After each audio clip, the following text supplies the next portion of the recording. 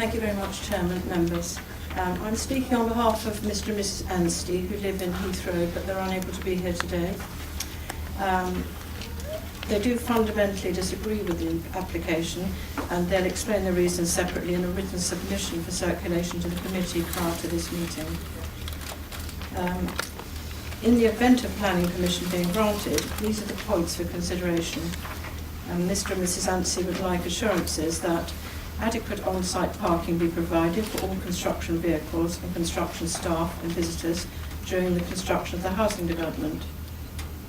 The reason for this is that the respite centre construction vehicles and staff vehicles have been parking on Heath Road, reducing visibility and frequently either partially and fully blocking driveways. Only today, a low loader completely blocked my driveway whilst loading a road-laying vehicle, delaying my departure for an appointment by approximately 45 minutes. At no time did the driver inquire as to whether I needed to exit before starting his loading process. I should have free, full and safe access to and from my driveway at all times. The second point is that adequate parking for staff and visitors at the respite and day centres be provided on site.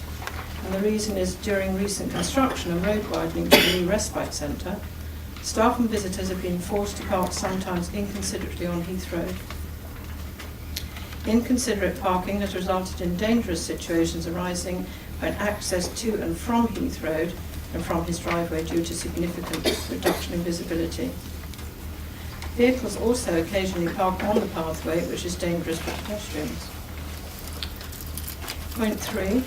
Construction noise can be severely and properly controlled and monitored throughout the construction period.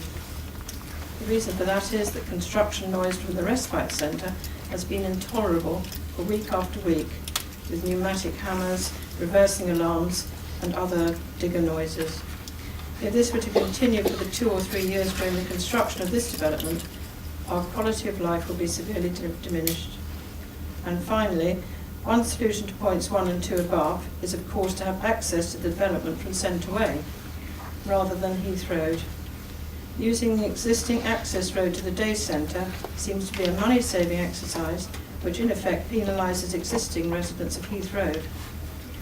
An alternative approach, costing the council nothing, might be to levy a small cost per household on the developer for a new access from Centre Way.